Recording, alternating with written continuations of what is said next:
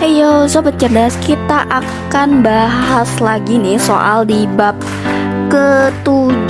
Kita sebelumnya udah bahas di bab 1 sampai bab 6. Silahkan teman-teman lihat di playlistnya. Itu pendidikan agama Islam apa Pak? Di kelas 6 semester 2 kurikulum merdeka. Di sini pada bab 7 judulnya itu adalah indahnya ketetapan Allah. Jadi langsung aja kita cari. Let's go. Kita cari soalnya. Kita cari soal yang bisa kita jawab, teman-teman. Nah, di sini ada di halaman 136 sampai halaman 138. Buat teman-teman yang punya bukunya silakan dibuka, langsung aja kita bahas.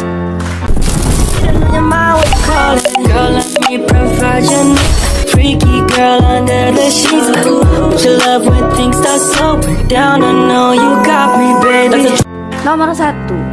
Meyakini dengan sesungguhnya tentang segala ketetapan dan ketentuan Allah Subhanahu wa Ta'ala terhadap makhluknya. Disebut apa? Kita meyakini bahwa sesungguhnya Allah ini udah punya ketetapan dan ketentuan, yaitu adalah A. Iman kepada qada dan qadar. Jawabannya yang A ya. Nah ini dulu sekarang. Nah yang A ya teman-teman. Nomor kedua, pengertian qada yang benar berikut ini adalah qada ini bisa kita definisikan sebagai ketentuan Allah Subhanahu wa Ta'ala terhadap makhluknya sejak zaman ajali yang belum terjadi. Jadi belum terjadi tuh Allah udah tentuin, itu disebut dengan qada. Jawabannya yang B. Nomor 3, lanjut aja. Ketentuan Allah Subhanahu wa Ta'ala yang bisa dirubah dengan usaha dan doa manusia disebut dengan berat. Ketentuan Allah itu ada dua, yaitu ada yang namanya takdir mubrom dan takdir mu'alak. Nah yang bisa kita rubah itu adalah takdir mu'alak. Jawabannya yang C. Nomor 4, berikut ini yang merupakan contoh takdir mubrom. Takdir mubrom itu adalah takdir yang tidak bisa diubah. Contohnya itu kayak apa? Kaya dan miskin bisa diubah dengan usaha, sukses dan gagal bisa diubah juga. Pintar dan bodoh itu juga bisa dirubah. Yang nggak bisa itu adalah jenis kelamin kita, laki-laki dan perempuan. Itu sudah ketetapan dan ketentuan dari Allah. Nomor 5, perhatikan kisah berikut. Ahmad memiliki seekor hewan peliharaan yang amat disayanginya, yaitu seekor kucing yang sangat lucu. Akan tetapi pada suatu hari Ahmad mendapati kucingnya dalam keadaan tidak bernyawa. Ahmad sangat sedih, namun dia menyadari bahwa ini terjadi atas kehendak Allah Subhanahu wa Ta'ala.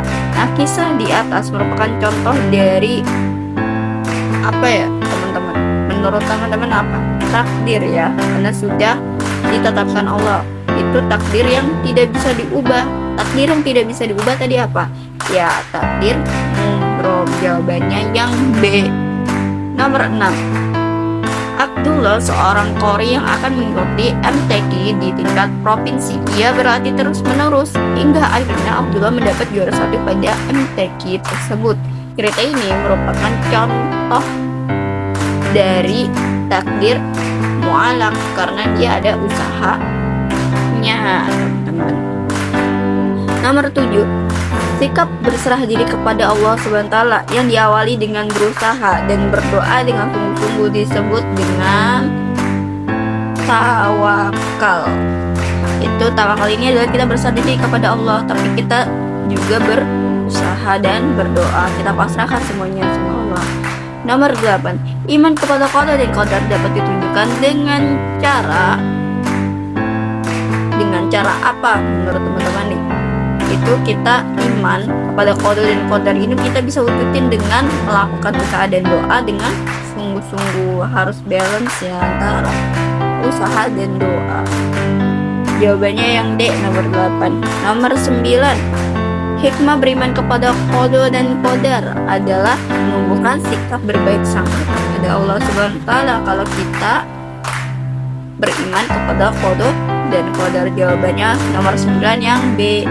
Nomor 10 atau nomor terakhir di pilihan ganda pada bab ke-7 ini, yaitu agar mendapatkan takdir yang terbaik berupa kesuksesan dalam kehidupan sehari-hari, maka yang harus dilakukan adalah berusaha dengan sungguh-sungguh, teman-teman.